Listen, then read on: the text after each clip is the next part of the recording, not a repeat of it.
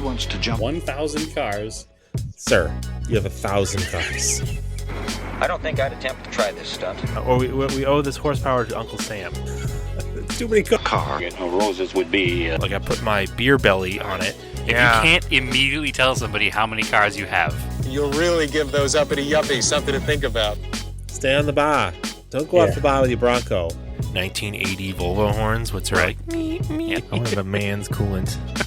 And he's like, oh, I thought it'd be small. It's for a small car. And I'm like, yeah, but it's still an automatic transmission. They're never going to be light. It's definitely going to have to crash. Starting off with Brad buying another car. That's the West. Internet. You know, is this a Nigerian oil print? I also wish you drove a Tan Camry. Anyways, Anyway, that's a horrible, very horrible podcast content. very Talking about a picture. inside joke.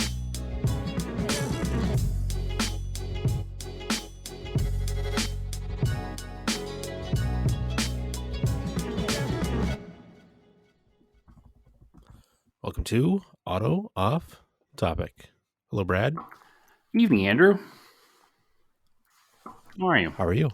I'm good. I'm going to apologize in advance to the listening audience today. There will probably be some dog barking.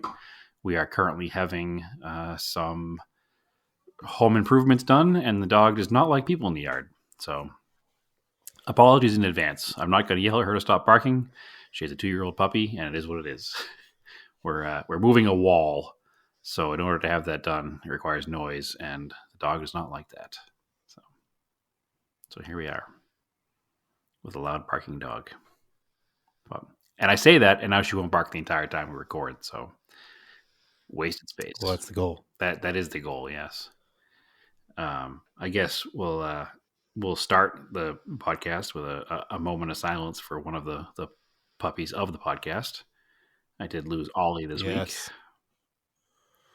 Ollie made many guest appearances. He did make many guest appearances, and both in audio format and in photographs. So he was in quite a few pictures with the cars.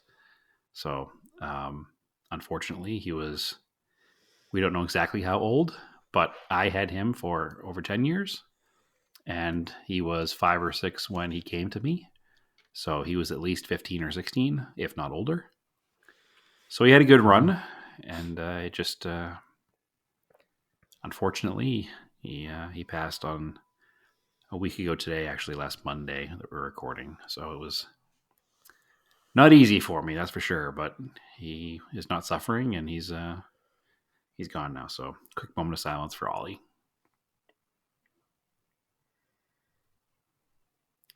Anyway, to bring up the podcast and bring the mood back up, Andrew, what's going on with you?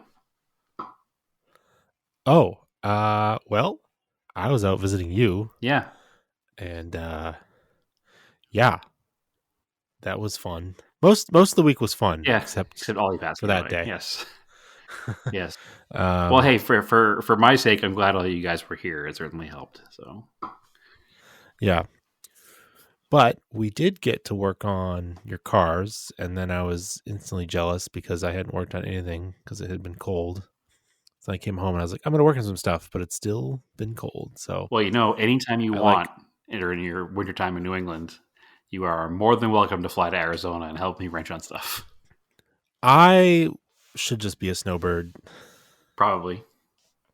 I mean, are you ready to retire at 30-something years old? Because absolutely, yeah, absolutely.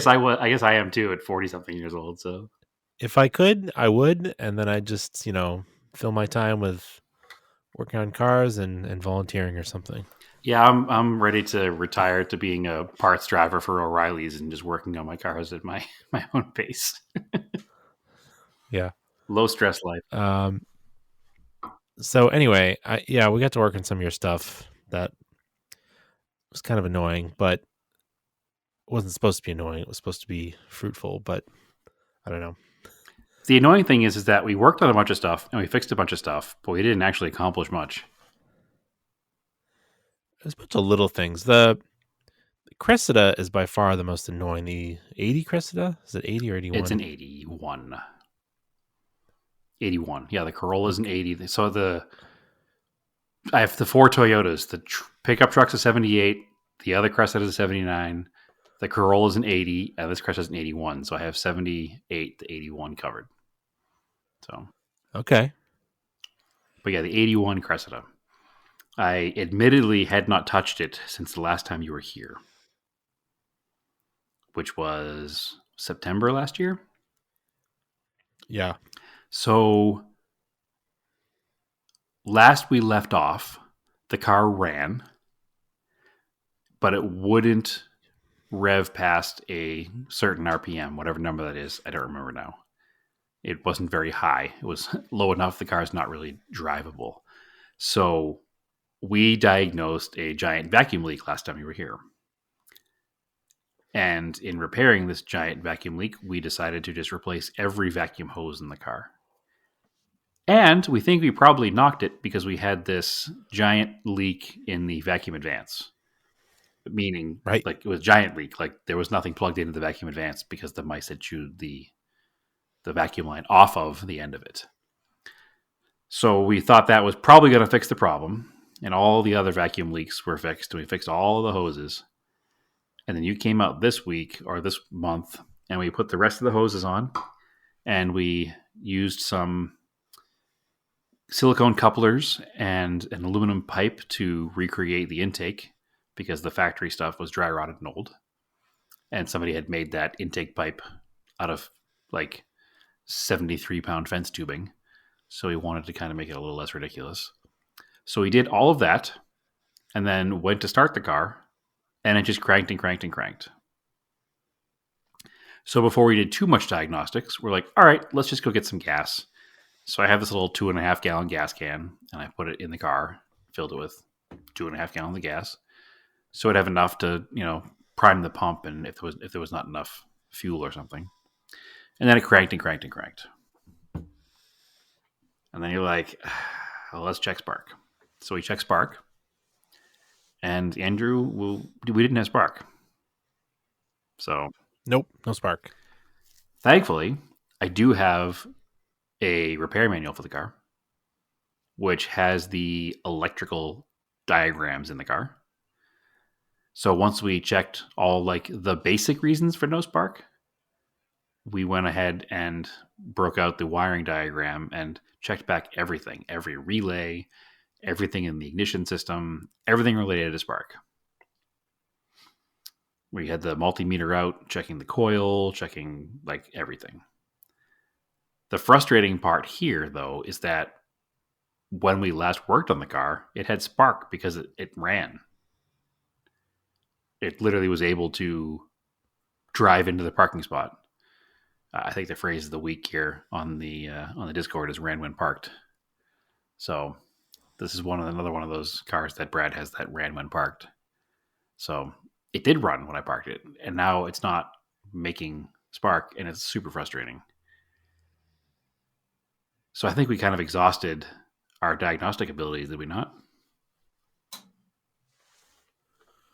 Pretty much. We went down through the book, did all the checks. So it must be that igniter thingy that's on the coil. So there's one last part that even the book says, check this, then this. If not this, then this. Check this, then this. If not this, then this. And then if all else fails, replace the igniter. There's no test method for the igniter. It just says replace igniter. Now, the problem with the igniter is that it is available. Brand new, aftermarket. But it's like $450. Now, I don't remember. I remember. I don't know if you all remember going back to the 1978 Toyota pickup. I also had an issue with an igniter. It didn't have one. And I was able, which also is a $400 part, but I was able to bypass it by buying parts from a GM HEI ignition system. And was able to make those $35 parts work to make the truck make spark. The problem is this car is not carbureted. It's fuel injected. So the igniter actually sends a signal back to the ECU to tell the injectors which ones and when to fire. So you can't bypass the igniter. there's no repair diagnostics for the igniter, and there's no repair process for the igniter by way of the internet. So I do have a number of Toyotas, and I do have a spare igniter for the 1979 Cressida. So we grabbed that, but unfortunately, it has a different number of wires going to it. It's a different part, again, because that car is also carbureted, and this other car is fuel injected. So using that igniter is not going to work. So now I'm on the hunt for an igniter, I guess, because I don't know what else to do.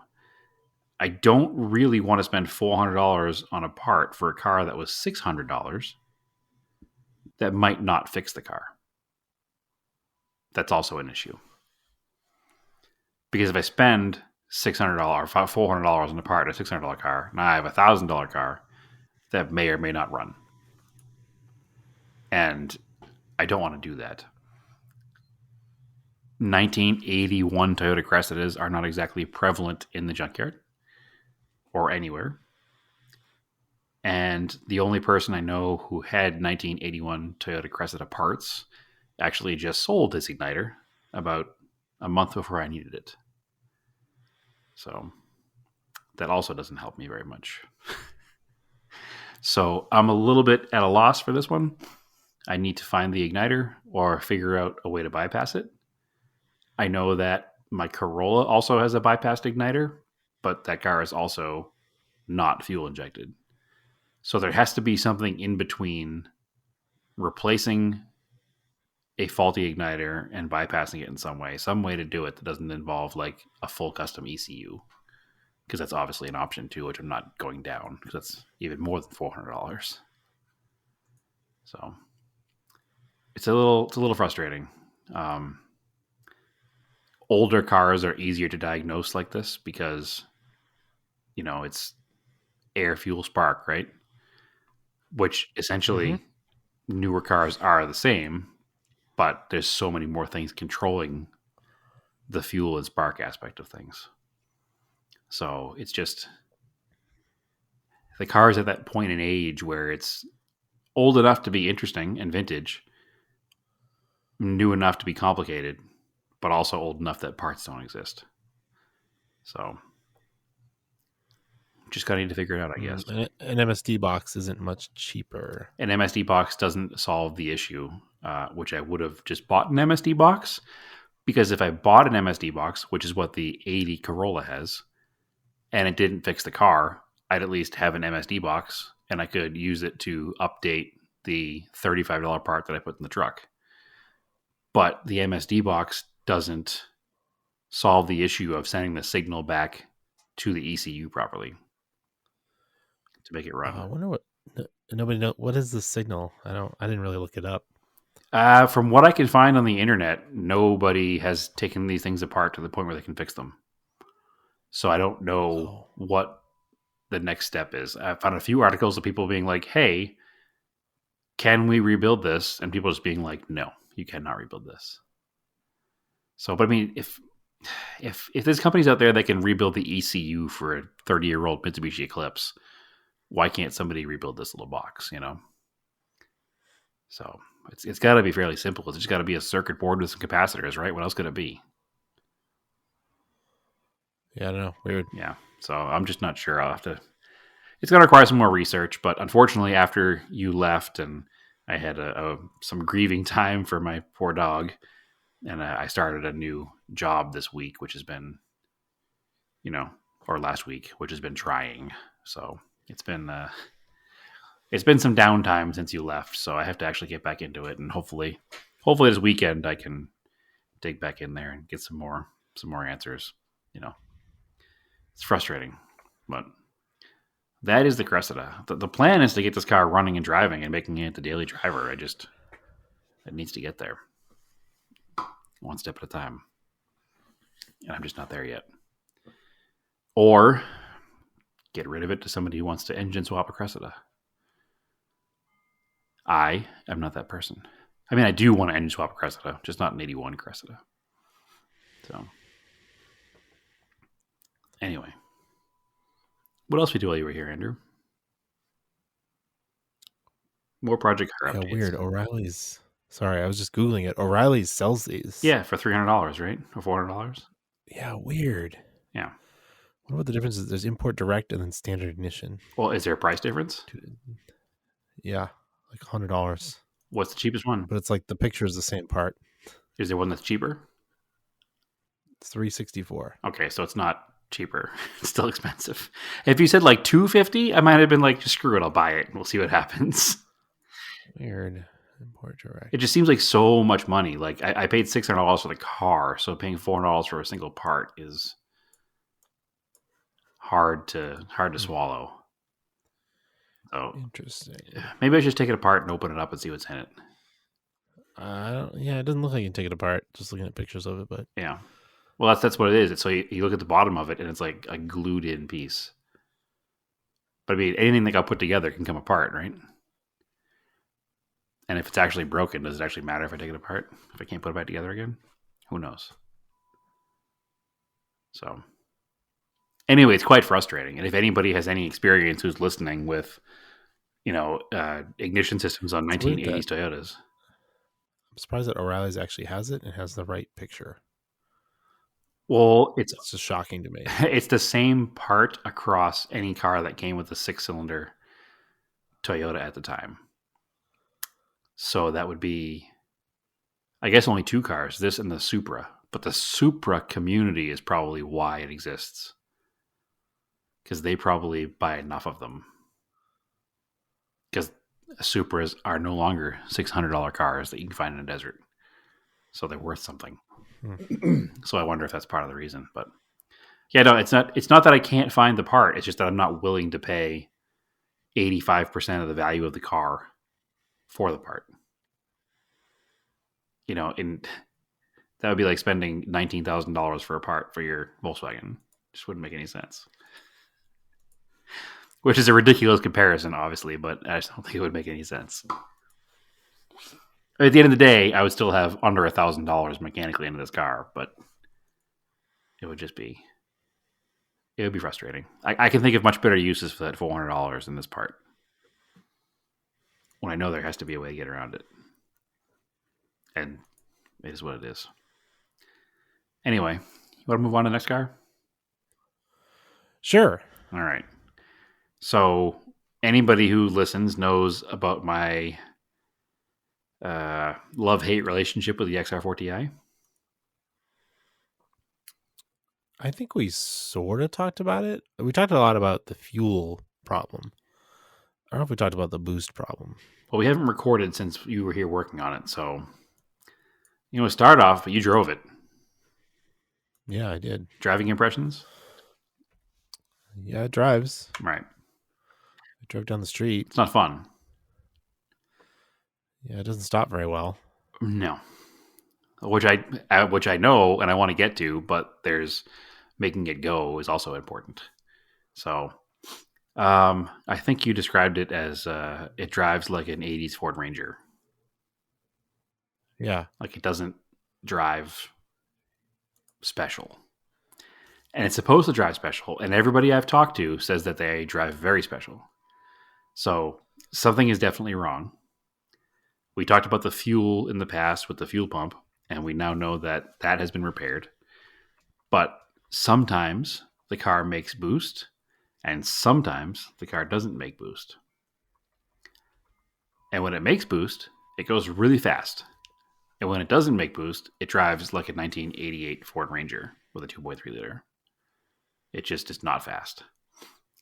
So you had a thought that because the temperature gauge never went up very high, it only goes to about 1/8 to a quarter somewhere up. Your thought was maybe the car is not allowing it to make boost because it doesn't know that it's up to temperature. Well, there's no boost solenoid, but I thought it was running too rich and just Dumping too much fuel. that was, yeah. So we decided to change the coolant temperature sensors and take it apart and make sure it had a thermostat inside of it, which it does. But we replaced it anyway because we were in there. And we replaced that temperature sensors in hopes that it would run better, and didn't seem to do it, did it? It did not. Yeah. Car falls. started to come up to temp. I don't. It just feels like it's making like 4 pounds of boost. It's really weird. Yeah.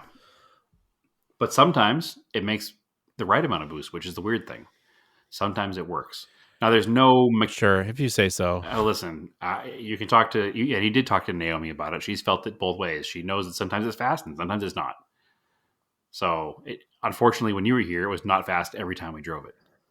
So, I know you don't believe me, but that's what's actually happening, and I don't believe you because you drive so many slow cars that maybe if it just feels a little bit faster, it feels really fast. No. It was very...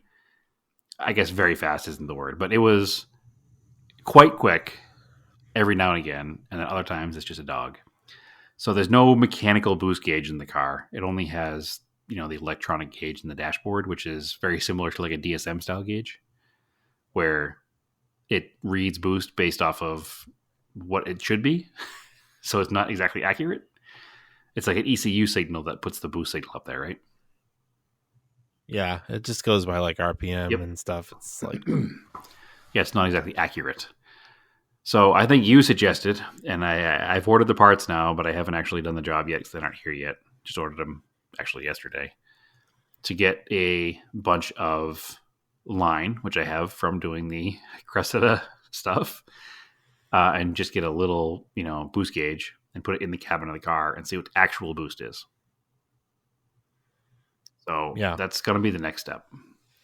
So hopefully next week we can have an update on that. But the good news is you did get to look at the car and have put your eyesight on it. And you also agreed now the car is stupid clean. Super, super clean. Yeah. Like underneath the car is as nice as the top as well. Everything's fresh. The steering rack is good. All the bushings are nice. It's got, freshly serviced, obviously, tire rods and brakes, which is why it's weird they don't work. I'm assuming they need to be bled. I don't think they were bled right. Yeah. So, but and it's got drums in the rear, so it's probably got air in the cylinders in the back. Yeah. So you almost have to like double pump them. So you at least know the car is worth. Or it needs rear wheel cylinders. I don't know. Yeah, it doesn't seem to be leaking fluid. It's just, I don't know. It's probably air. You're probably right. But nonetheless, I haven't gotten there yet because I haven't had the car running good enough yet to worry about making it stop. So, but at least you gave it a clean bill of health as well, and you looked over it, and you know why I like the car, because it is super clean and super nice and it's super pretty. It just needs a little bit more love to be super good all around. Not sure exactly what that a little bit of love left is, but it needs something. So maybe I can get those parts in there and figure it out. So, however, while I was putting that car back together, you wrenched on the Corolla a little bit. Thank you very much. Actually, you also drove the Corolla. Yeah, does that run any better? You also drove the Corolla, Andrew. What were your thoughts on driving the Corolla? Drive it. It's got a lot of heart. Yes, that's it. That's a great way to say it. Yeah, it's it doesn't. It's got a lot of heart and no suspension. It has no suspension. Well, I knew that. That's what lets the car down. Yeah, honestly, I knew that going in that the car had no suspension. But I also know that Techno Toy Tuning makes all the parts of the car. It just, I bought the car and was going through other things in the car. We talked about the fenders and the wheels and everything. And then I unfortunately lost my job and didn't have the money to buy suspension. So I am working again. So hopefully within the next month or so, I'll be able to spend a little bit of that free cash, that's car cash, on suspension for the car. Because basically, if it had suspension, it'd be drivable. Yeah. It's pretty much almost, it's borderline undrivable the way it is. It's drivable. It's just as long as comfort's not your... No, it's like barely safe to drive. I've put a couple thousand miles on it. It's fine. No stress. The only time it shifts good. That you fixed the shifter. It does shift good, yeah. Because you remember last time you like it stops, it turns, it shifts. It's just like so sketchy to drive because it's bouncing all over the place. Yeah. The only time it's really sketchy is when you're coming up to a stop. And if the stop is not smooth and there's bumps, the tires lose contact with the road while stopping.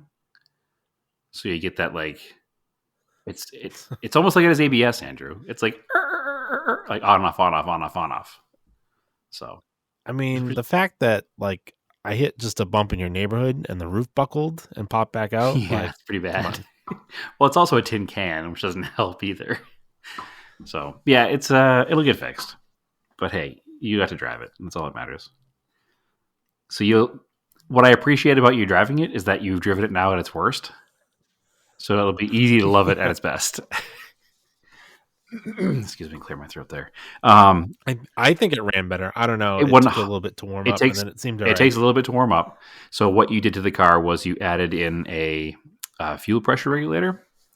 It's one of those parts that I bought back when I first bought the car, and it takes 2 minutes to install. Yeah, I don't know why you didn't do it. I just kept forgetting about it, honestly, until you were like, what are we doing here? And just so many other projects, I just kept forgetting about it. So it's literally an inline fuel pressure regulator that you put on the inlet to the carburetor, or the fuel line goes in. And it's a Mr. Gasket. It's just a turn dial, and you can set it anywhere from 1 to 8 PSI, I think. So the sweet spot that I'm familiar with on a Weber carbureted vehicle, I have them on the Cressida, and I had one on the Raider when I had it. The sweet spot is like 3.5 PSI. And that's where we set that one. And the biggest thing it does is it gets rid of that dead spot when you first hit the gas in a car with a Weber, if you don't have a fuel pressure regulator on it, or the pump makes too much fuel pressure. When you first hit the gas, it almost like it sputters because it almost like blows the spark out with too much fuel.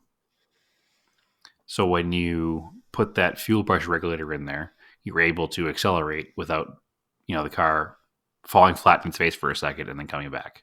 So it definitely runs better. I've also noticed that the fuel mileage is up significantly. So it's using significantly less fuel as well. It's running much more efficiently. It's definitely running better. It was definitely an improvement, and definitely something I shouldn't have put off for a month and a half or 2 months. Actually, I think I bought that car in June last year, right? So No. Oh no, because you weren't even here yet. You were here. You had it when I was in like August. And I did not own it yet then. No. I was just using it. Okay. Yeah. So I didn't buy it till November. So I guess that's not too bad. I'm not too far behind. And considering everything I have done to the car, that's pretty good. So next time you're here, that car will be significantly better. It'll have suspension, and the interior will be in a much better place to be because I have a new dash cap coming, and I'll have a new windshield, and I'll have the proper stereo system radio set up in there that's appropriate for the car. So I thought it was just a prerequisite to just have a broken windshield out there. No. It's just part of the style. I hate having broken windshields here, there, or anywhere. When I got the car, it had a broken windshield, and I was going to get the windshield replaced. And then because it has no suspension, I was driving down either the 101 or the 202, and I hit a bump, and the windshield cracked at a completely different place, unrelated to where it was cracked before. So I decided that I'm not going to fix the windshield until I get actual suspension in the car. So once I have suspension, I'll get a windshield. But now, most things here don't have broken windshields in my possession anyway. Only that and the 944. And as we've learned on the 944, it's my fault for dropping the stupid wiper blade on it. Or the wiper arm. So actually, Andrew, moving on, you also drove the 944 while you were here. I did. And this was a hot take that you put on Twitter, I saw. Yeah. I don't really like it. Which is fine. Not every car is for everybody. I get your complaints. Very uncomfortable. You fit in it different than I do. I don't have the issue with I can turn the steering wheel and I can hold the steering wheel on the bottom. Whereas the way you're built, you don't really fit in the car right. And I think that's the biggest issue. And I don't like sitting on the floor in a car. Oh, see, I love sitting on the floor in a car.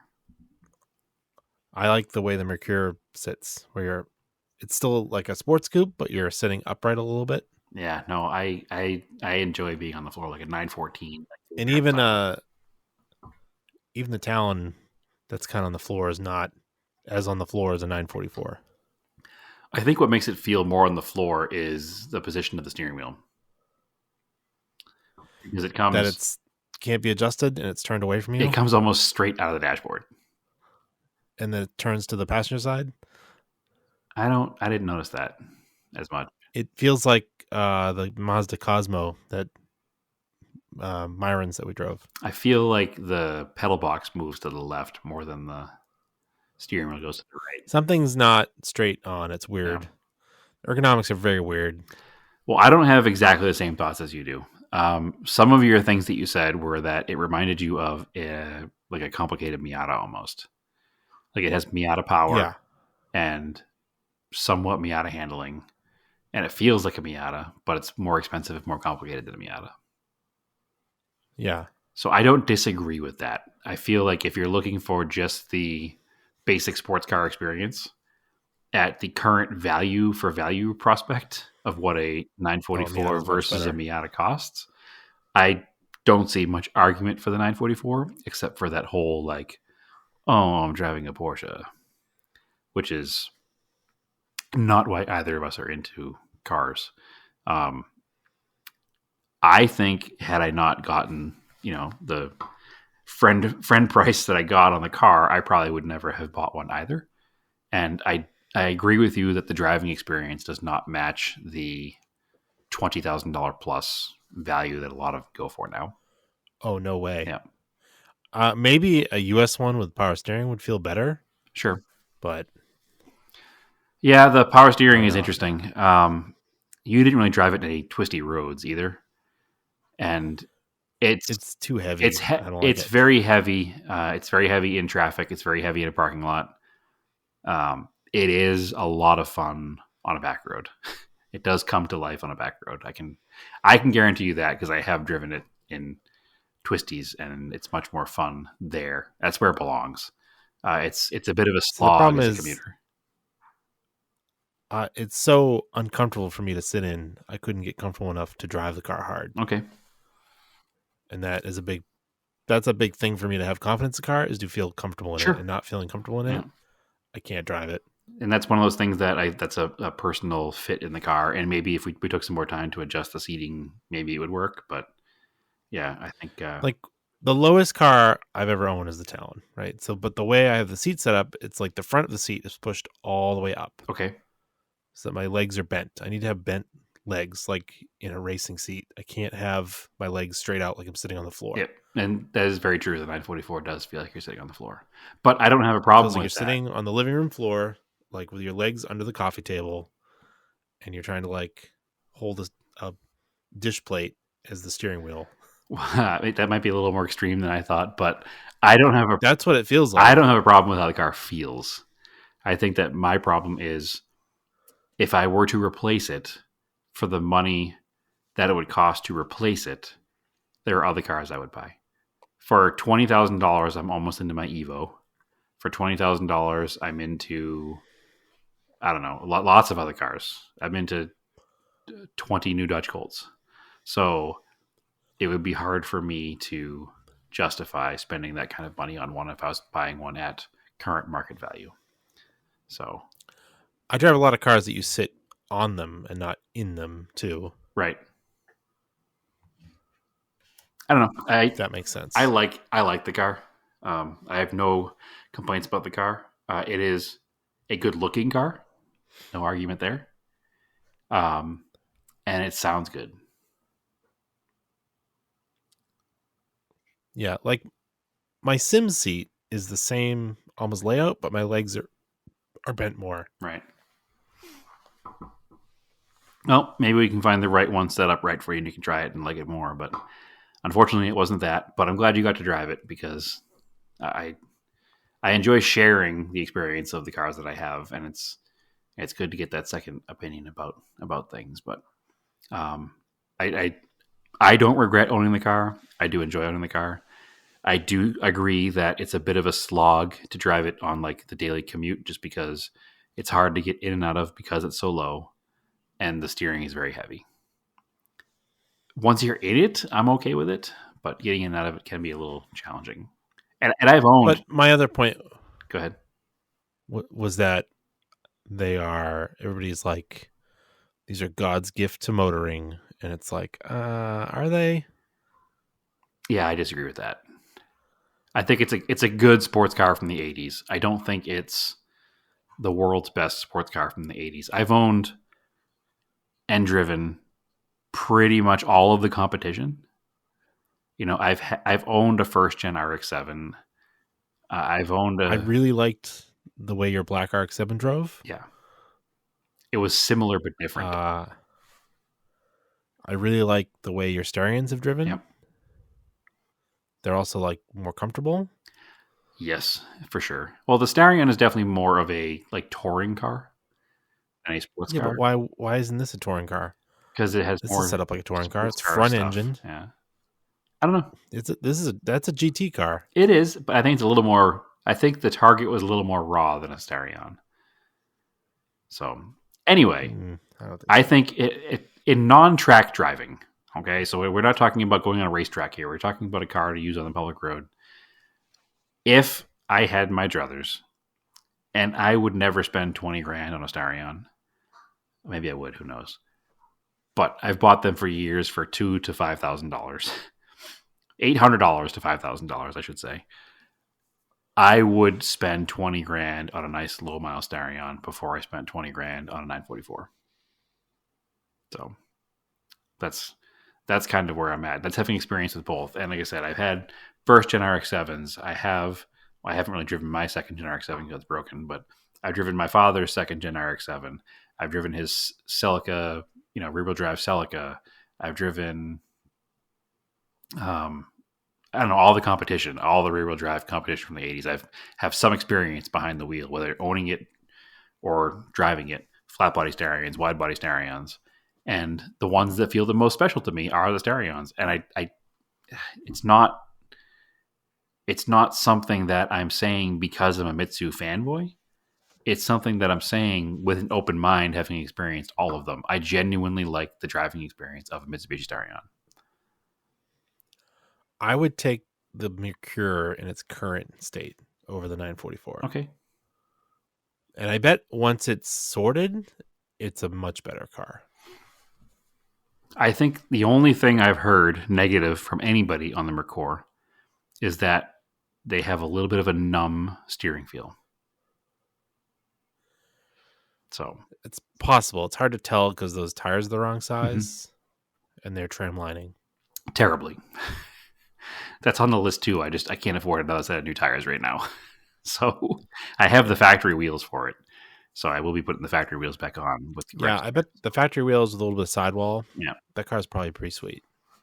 It's amazing what a difference it made even in the terrible Corolla, going from the tiny little stretch tires to a tire with proper sidewall. So I can only imagine how well it will do in a car that has actual suspension travel. So anyway, so those cars are all together. The Corolla runs better. The Mercure runs exactly the same. The Cresta doesn't run at all. But that's pretty much what we did for car repairs while you were here. I think nothing else, right? Yeah, that's pretty much it. All right. Let me touch on one more that I've been working on before we get to the things we did. I guess more appropriately, let me touch on one more that Naomi has been working on. Big update. Yeah. We haven't heard about this car I've just been out there kind of going over it with her. So she has that 1968 Ford Mustang. I think we probably talked about it, like, embarrassingly enough, 2 years ago when we first got it. Probably. And it just sat because Erica's life, right? Everything else happened and it just sat. So what we did do was we bought an engine for it. Probably It also took a while to source the engine and stuff. took a little while. We got an engine for it. We bought the engine from a guy off Facebook Marketplace who happened to be local.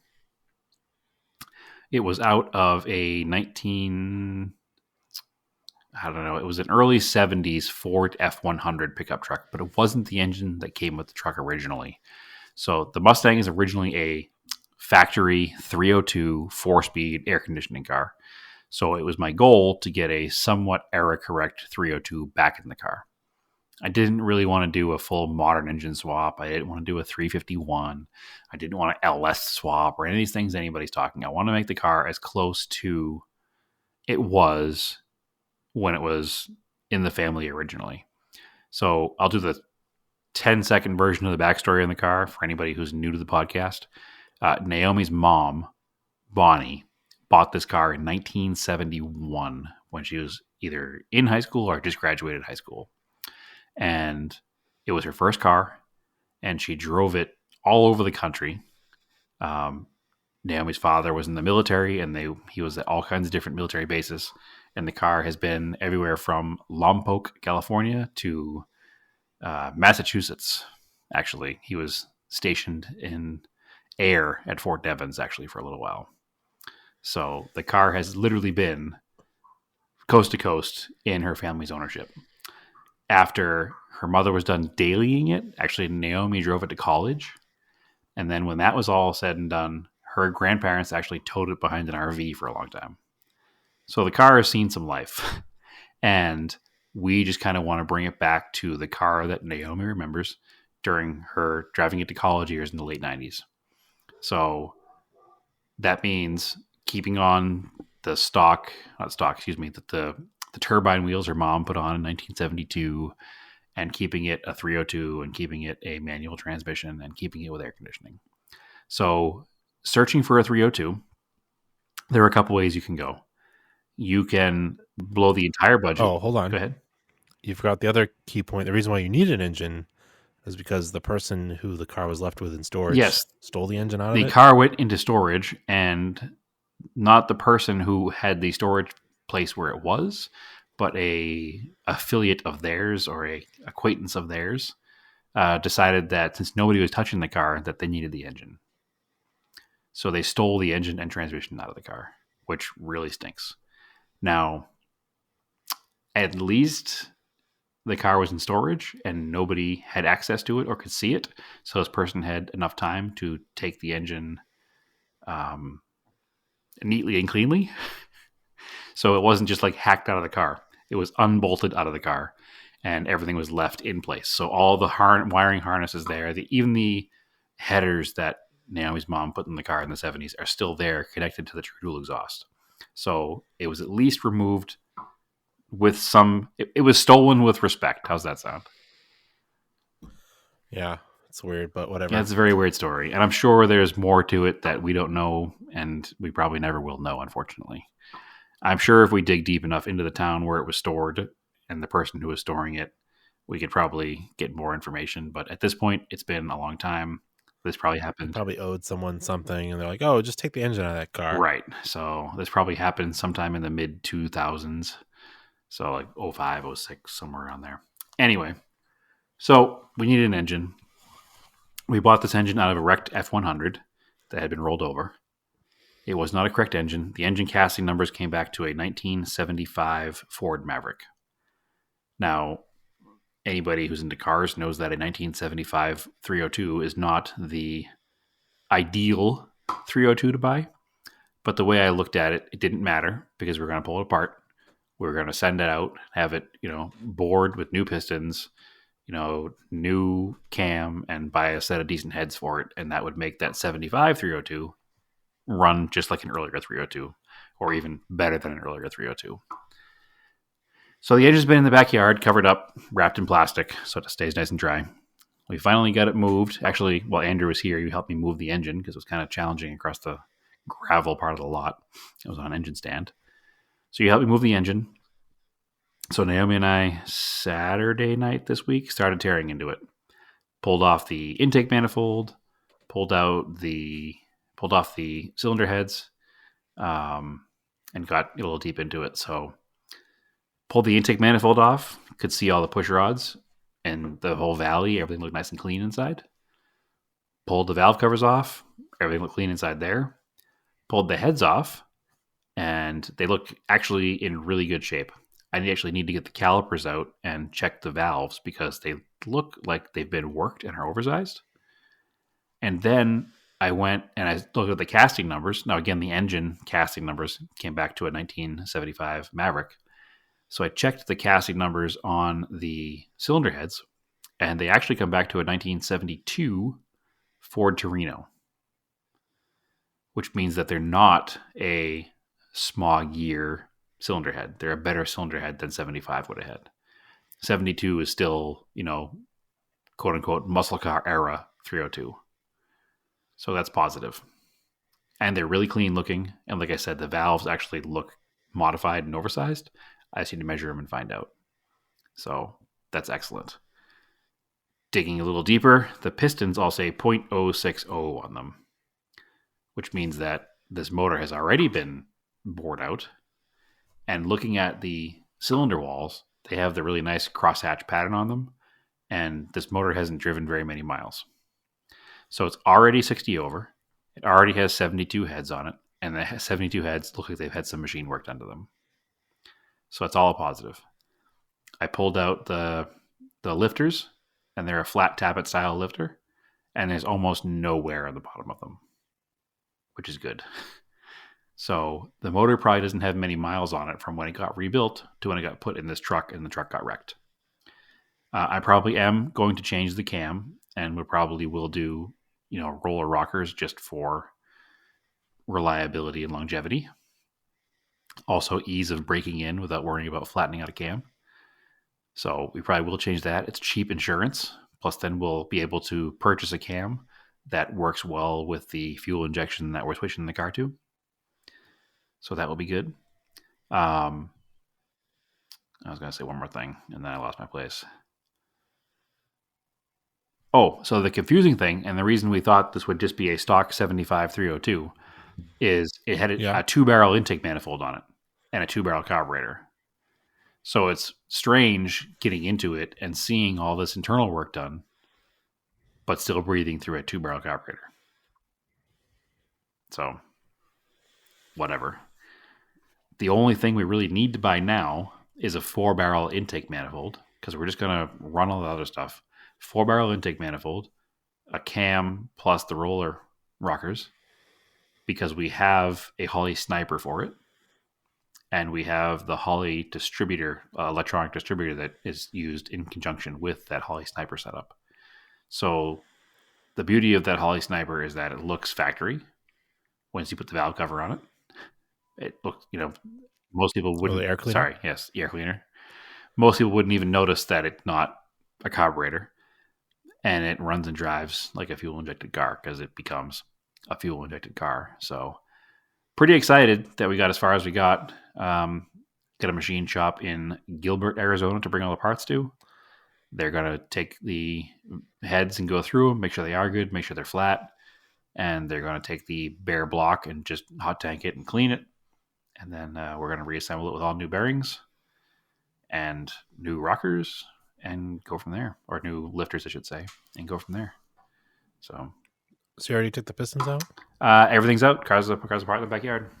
So you might as well throw new rings in it. I'm going to do new rings as well. Yep. Yeah, we're gonna freshen up all that stuff, but it doesn't look like we need to do any machine work, unless of course we get to the shop and the shop says there's something wrong, which would suck. But I don't see how there could be. They might hone it for you. Just yes, have them just hone it. They'll throw some just clean it up. Yeah. So, but I want to make sure they won't bore it out. They'll just hone it. Yep. Yeah, just clean it up. That's all we want. So that's exciting. Then we're just I bought a gasket set and put it all back together. So we're getting somewhere with that, which is important. Was it? It would have been blue in that car, blue. The engine, or the gold color? No, it's blue. It's blue. I think post 67 or 67 and up is blue, and like 66 down is gold. Maybe I could be wrong on that. I don't know my Ford facts as well as some Chevy and Camaro stuff, but I'm learning. So it will look all totally factory underneath there. So we're even keeping the stock valve covers and not changing them to like chrome or anything. The ones that say, powered by Ford. They're embossed with that powered by Ford logo. They're really kind of neat looking. So it'll be cool. And I think that, a 60 over 302 with a decent cam and fuel injection, I think, what's that? Probably 250 wheel horse, Yeah, probably nothing fancy. Just that's enough to move a 2,300-pound Mustang. So 2,600-pound Mustang, whatever it weighs.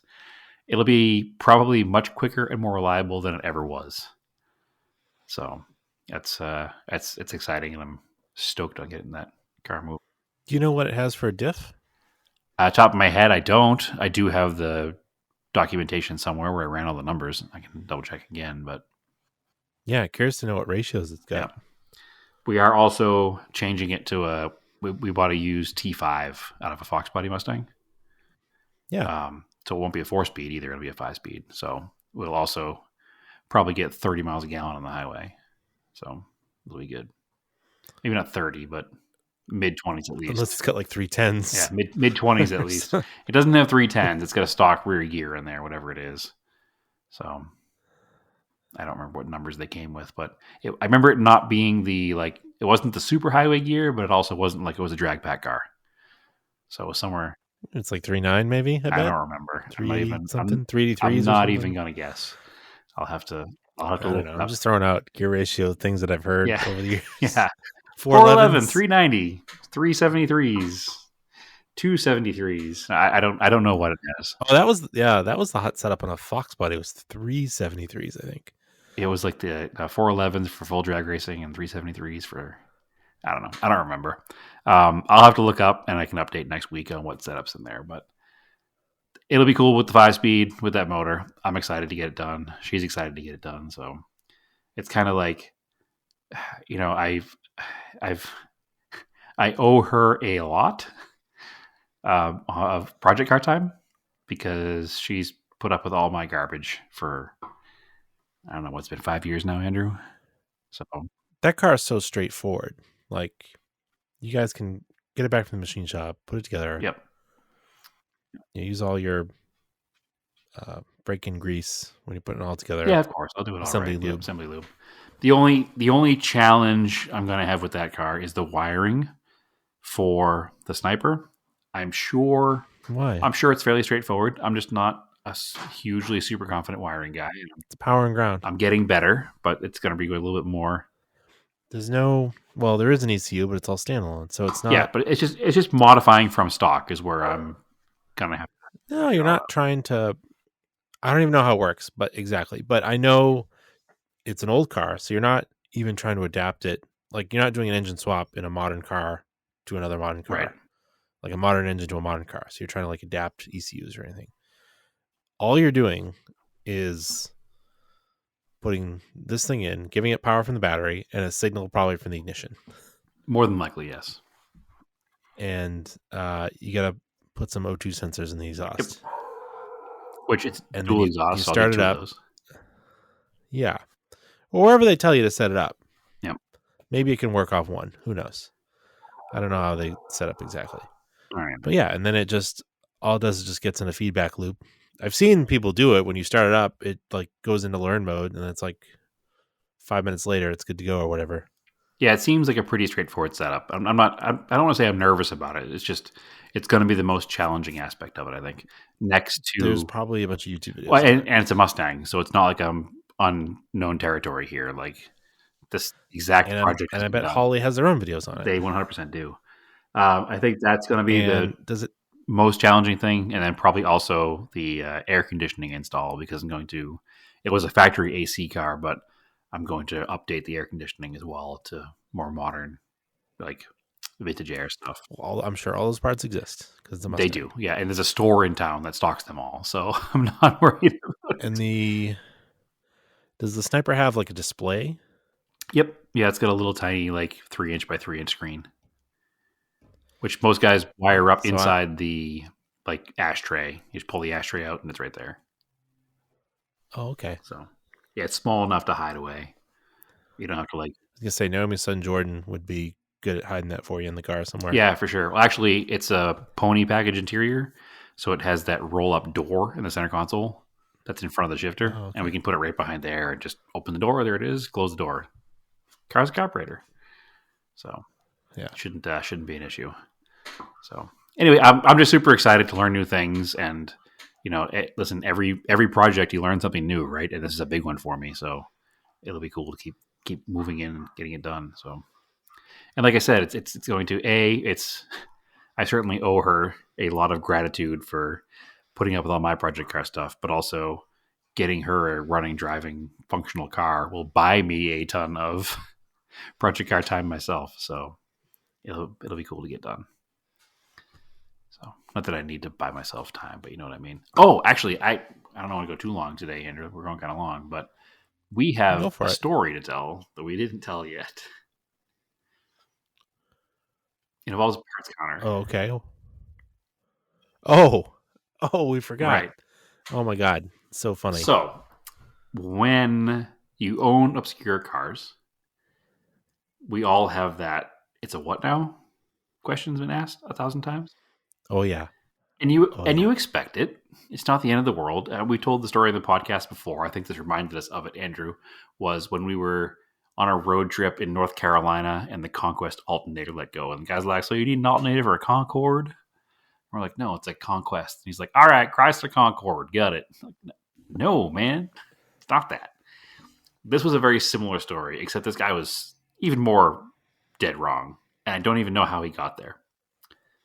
So I went to the parts counter at O'Reilly's because we wanted to get a coolant temp sensor and thermostat for the XR4 Ti. So we went to the parts counter. Now, the kid behind the counter, we're pretty sure, was driving the Mustang that was parked out front that had a Veilside sticker on the window. So we already knew we were probably in trouble because Veilside is a company that did tuning on Japanese cars, not Mustangs. And it didn't have any Veilside parts on it. So that was sign number one. But we walk up the counter and we're like, hey man, I need these parts. It's like, all right, what kind of car? 1989 Merkur. So what does he do? He goes, okay, 1989 Mercury. He doesn't say it out loud, but I know what he did because that's just what everybody does. They don't know what a Merkur is, and they assume I'm pronouncing Mercury like an idiot. So I wait for him to start asking questions about what engine it is. Not that there's engine options, but they usually ask anyway. And he never asks. And then he turns the computer on. He goes, is it kind of like this?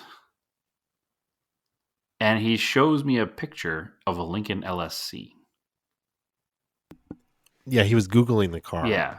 I was like, nope. It's a Ford, but it's not that. And I looked to see how I forgot a part here that's important, is I also spelled it to him. I was like, it's a Merkur, Merkur. And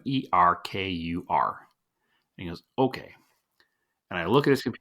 It's not like your accent was weird. No, I was very distinct when I say these things. And he goes, all right. And I look, and he has typed Meerkor into his computer. And then when that didn't give him any results, he had the word car. And that is how somehow he got to a Lincoln LSC. Not even sure. So I said, no, you're on the right path. I said, it's a Ford product, but it's a Merkur, and the model is XR4 Ti. He goes, oh, okay. So he's now looking the part up. And I spell it for him again. And he shows me the computer. And I think he's on Ford now again. And I'm like, no, man, it's not a Ford. It's a Merkur. Well, it is a Ford, but it's not a Ford. But now I know how I confused him. So I'm like, let's just get off this whole Ford thing. I mean, to be fair, sure, their marketing confused a lot of people. Sure. But I'm being very succinct in how I'm saying this. And this is where it goes completely off the rails. Because he then asked what engine it is. And I said, it's a 2.3 liter 4-cylinder with a turbo. And he goes back to his computer. And it's a couple of minutes now where he's looking something up. And you and I are kind of like looking at each other like, okay. And then he turns to us and he goes, GMC never made a 2.3 liter turbo. And I didn't know what to say. Where did GMC even come from? We haven't had a conversation about pickup trucks or GMCs or anything General Motors. We were on Ford. We got to Lincoln. We pivoted back to Mercury. And now we can't find a 2.3 liter turbo in a GMC? Where did this even come from? What is happening right now? And I'm like, man, it's not a GMC. Oh, what is it? I'm like, the brand is Mercor. That's the brand. Ignore everything else and just go straight to Mercor.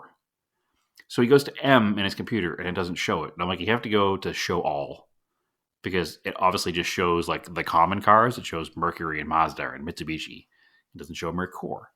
So he gets to show all, and then he finds it. And then he goes back to Google, and now he types it in while looking at the actual wording in the catalog.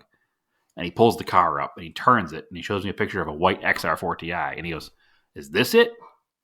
And I'm like, "Yeah, that's it." And in my head, I'm like, what does it matter what it looks like on Google if you have it pulled up in your catalog?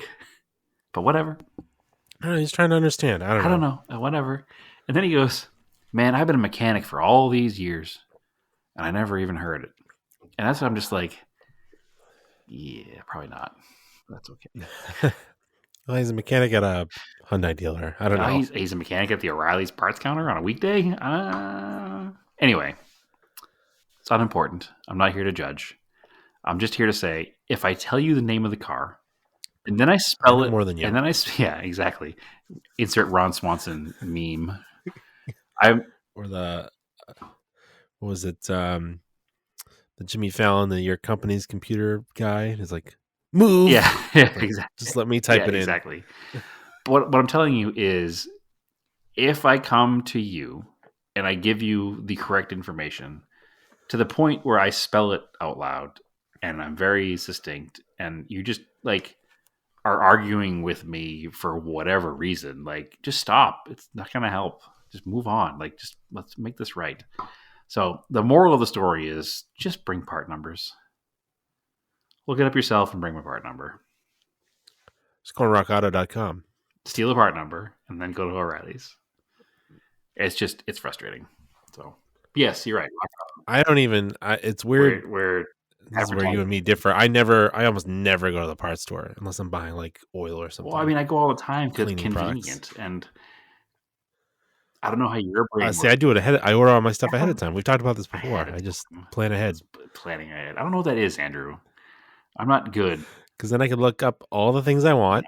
I mean, listen, we're not sponsored by Rock Auto. We should be. Right. Because of the amount of money I spend there. Between the two of us. Yeah, between everybody in our Discord, we like keep Rock Auto afloat. It's like you get to pick what you want, and I just pick it out and I go through it. Yeah. And I like the way the website works. It's like a parts catalog. Oh, the parts catalog works great, and I don't ever think ahead enough. And sometimes I do. And then the way my brain works is, if I do think ahead, I get all excited and I order these parts, and then I put them on a shelf. I never do the goddamn job, and I wind up having stacks and stacks of parts. Well, I don't know. That's an execution problem on your end. Yeah, I have parts shelf set up. I also have in my parts basement here. All my set parts up in the basement. Each car has its own shelf, but my executive function, I grab all the stuff and I go work. My executive function disorder brain doesn't like to plan things out. Or executive function. It does it because I said execution. What's that? I said execution. Yeah, and I said my executive function disorder brain, which is like ADHD. That's what it's called, executive function disorder. Oh. Yeah. My executive function disorder brain doesn't know how to properly plan things. So it's just chaos in there, Andrew. Nobody would survive except for me in there. So people crap on the Rock Auto website for some reason. I'm like, I don't know. I really like it compared to like other e-commerce parts websites. It works way better than every standard parts catalog from like O'Reilly's or Advanced. Those parts catalogs are the worst. And on those parts catalogs, you can look it up and you put your whole car in, and it will still give you parts for that GMC the guy was looking at parts for. I don't understand why. Rock Auto, you get to your car, you get to your engine, and then it's broken down by category. It couldn't be any easier. It reminds But like once you're in the car, you can like look through the different systems. Whereas like if I went, this was my gripe with the place I used to work for. 1A Auto was like they'd have like an e-commerce website that was like fancier looking. It was like hard to look stuff up. you don't need that. It was like not connected Simple. to the car. Simple. Make it simple. The Rock Auto catalog reminds me a lot of a factory OEM catalog, which is probably why I like it. So, and both of us have. When I worked at 1A, their complaint was always like, how do we get shops to like buy from us? It was like, well, the website is not designed for shops. Like, when I worked in a parts department, we'd also use like the Napa catalog. Yep, which also is not great. And it was funny when I took over, we were always calling the Napa place. And then they were like, we have an online site. This is like 2010. And we're like, you do? Yeah. And they're like, yeah. We're like, okay. And then we like never called them ever again. We just would look all our own stuff up and just call them, like, and just order it. And they just deliver it. Like, I don't need somebody else to look it up. I can look it up. Frustratingly, Napa's website is not napa.com. But that's beside the point. They have a professional website that is different than the one that you can access. But even the customer website is not napa.com. napa.com. It goes to some other company called Napa that's unrelated altogether, and I always forget that and get annoyed. Yeah. It's right up there with Nissan.com. But anyway, and even like the advanced app is like okay, but it's still not as good. It's not great. Like it still gives me too many universal parts. It's like looking up parts on Amazon. It's like I don't need universal bolts for license plates, or when I type in fog light bulb, I don't need every aftermarket off-the-shelf fog light assembly that's universal. Like, just give me what I'm actually looking for. Like, that's what I like about Rock Auto. It's very specific. It's not fancy. It does the job, and it gets it done, and you get your part. And 99% of the time, it's correct. Every now and again, it's wrong, but that's people, is what it is. Nothing's perfect. So we were both parts guys. I'm not advocating getting rid of parts guys, but the problem is there's not very many good parts guys. Because good parts guys like us left because working that job is annoying. There's no pay. So like, just cut out the middleman, and I'll just look up my stuff. Nope, 100%. 100%. Which is why I like all the Japanese websites. I can look up the stuff myself. Yep. Yeah, they actually give you the catalog pictures from the factory catalog usually. Yeah, so the OEM catalog pictures. So easy. Which is exactly, and it's the reason why I go to, for whatever reason, the Subaru dealer that is like 2 miles from my house does not do online sales. So stupid. The one that's like 10 miles away in North Reading does online sales. So I buy all the OEM Subaru parts from them. That's because the Subaru dealer near and I look it up online. It's corporate. What? That's because the Subaru dealer near your house is a corporate company. They're part of a huge network. Whereas the Subaru dealer in Reading is this Subaru dealer in Reading. But it's SubaruPartsOnline.com, like it's like hosted by Subaru, and you must sign up for it as a Subaru dealer. Mm-hmm. And they're just the local dealer that does it. But again, it's all the factory catalogs, and I just look it up. And a couple times, like I've put the VIN in and like picked a part, and then the guy like emailed me. He's like, "Oh, you need the other one, blah blah." I'm like, "Okay, sure, fix it." Yeah, his expert opinion fixes Thanks for checking. Yeah, exactly. That's what I need. I don't need to ask you for the part, but if you want to just double check my order, that's perfect. And also, it gets rid of that whole communication breakdown error. Like, I remember working in the parts department once, and I didn't know what, a stepper motor was.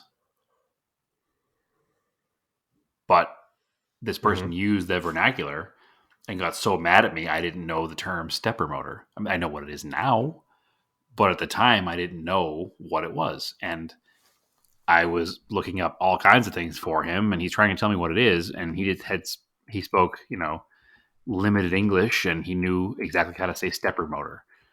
But I had never heard it called a stepper motor. It was basically an IAC. And I just didn't know that. So I knew what an IAC was. I just didn't know what a stepper motor was. And stepper motor is more like the universally accepted term across industries, not specific for cars. So that's why I didn't know. But And it was, Oh, and then I had this old head one time from a body shop calling me looking for drip rails Yep. for like a 2004 Lancer. sure. And I was like, what do you mean drip rails? Like, they're basically just like plastic pieces, Sure. right? On a modern car. And I forget what I was like, I even said to him, like, they're not like this isn't like a 57 Chevy. It doesn't have like chrome drip No, rails. the roof moldings, drip rails. Yeah. I still call them drip rails. That's body shop industry standard. That's Yeah. what they've always been to me. But I also grew up in a body shop and work in a body shop now, so they're drip rails. That's just usually on modern cars their body color if they exist, and they just cover the pinch weld basically. So, but yeah, those are trip rails. But again, you didn't know that because you weren't from the body shop world. So to you're looking for roof moldings, same thing. But anyway, touching a couple other quick things before we go, Andrew, off the project cars and dumb stories. We did a couple things while you were out here. A couple of events. Oh yeah. Pima Air and Space Museum Yep. in It's a Tucson. must go to. Oh yeah, it's only 2 hours in Phoenix. It's not car related. I guess we got lucky that week because it was the air show week. Yeah, that weekend was the air So show. it's this massive museum that has both what do they have, 5 hangars or 6 hangars? Yeah, there were 5 or 6 full, huge hangars, and then their hangars, they weren't like just small hangars. These are big buildings. I wouldn't even describe them as a hangar. They're only hangars because they got airplanes in them. They're huge buildings, warehouse. Yeah, and I think they were even like special made for them. Like they weren't like Oh, for sure. an industrial hangar. Like Yeah, no, they're So- designed to be a museum. I've been to a couple air and space museums that are not like I haven't been to the Smithsonian, but I've been to like some local ones, right? And sometimes stuff is like kind of piled on top of each other. Well, because Like, all right, airplanes this are is cool, big but, and like, space is at premium. Yeah, it's tight in here. Welcome to Phoenix. But this Tons place, of room. yeah, it's so big, and everything is like was displayed really nice. Like the bigger planes were like put up on like pedestals. You could like go underneath them. Yeah, what was the they pontoon had style stuff boat that hanging was on the above. water? That's PBY Catalina. Oh, yeah, the PBY Catalina. So they have like this full display with like fiberglass water. It looks like it's landing and like super rad setup.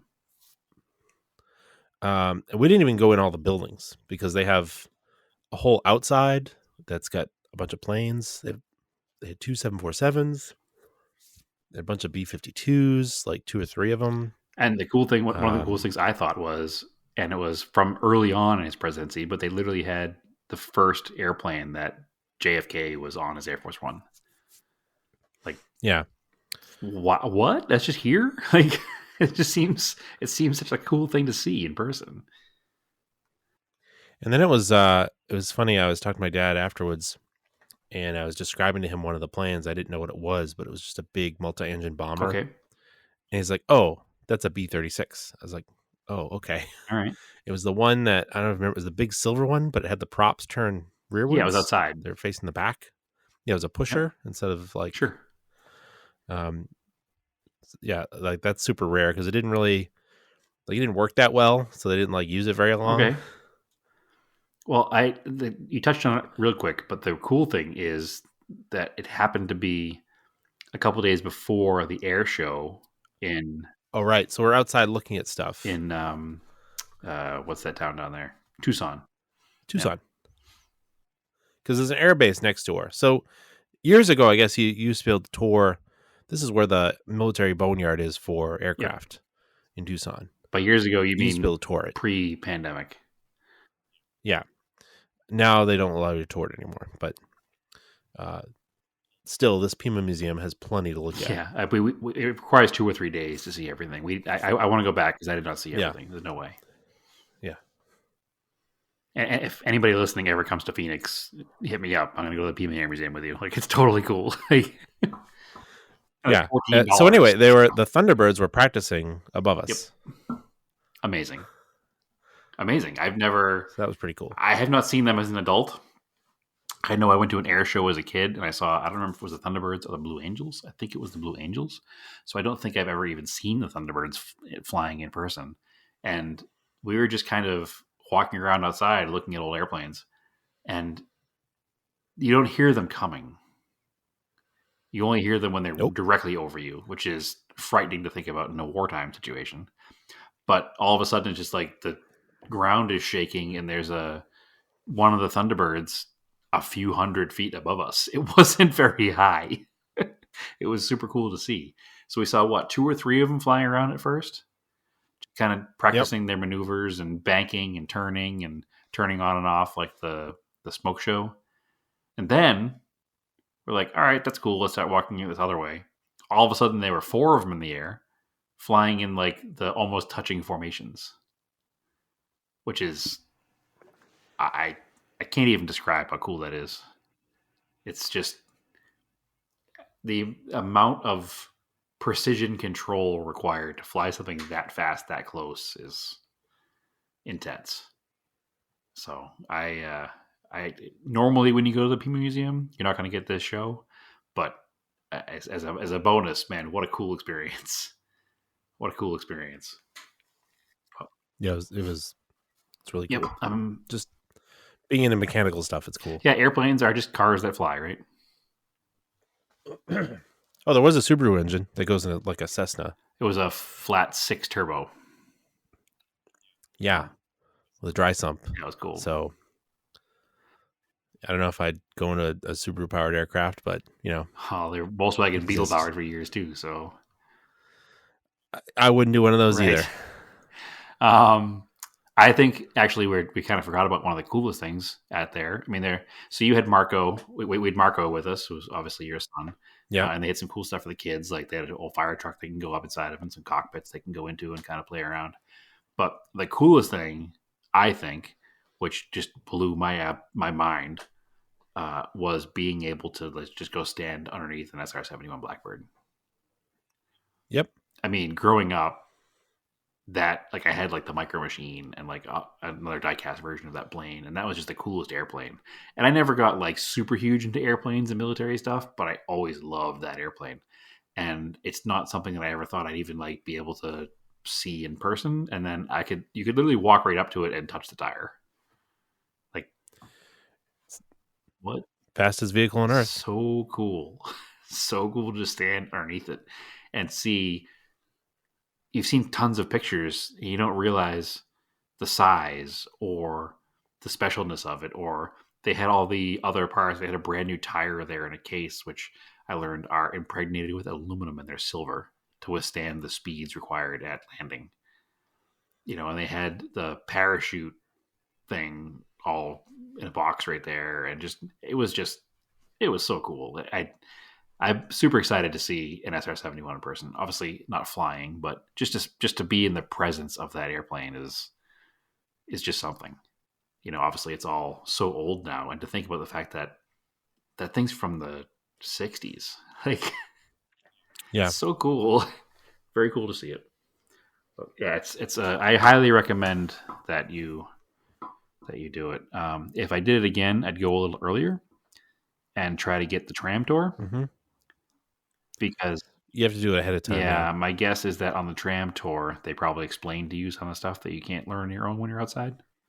Mm-hmm. So I'd like to go back and do the tram tour. But yeah, for was it $14 or $17 a person to get in? Totally worth it. Totally worth it. So we also went to Fort Hill 4 while you were here. You got to see the Adventure Machines show, which I don't always go to because I don't have an adventure machine. But it just proves that every event at Fort Hill 4 is super cool. Even just trucks and off-road motorcycles makes for a really good show. Just the vibe there is just so laid back and fun. Can't really beat it. We went to Pabs while you were here. You got to see the twin-engined Volkswagen Squareback. Oh, that thing's one of my favorite local cars. It's 2 Volkswagen, I think, 1300 and something cc engines put together on a common crank with this like super high-rise manifold with 4 downdraft Webers on it.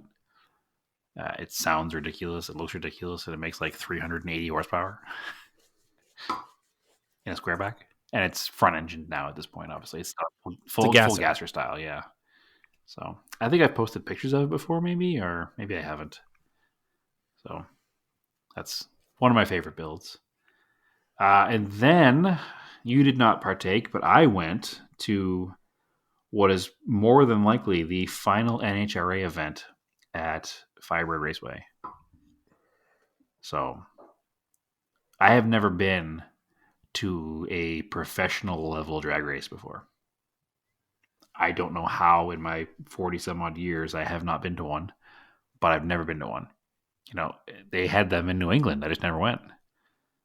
It's, I said words can't describe the Pima Air Museum, but words can't describe the feeling in your chest when a 11,000 horsepower drag car goes by. Absolutely intense.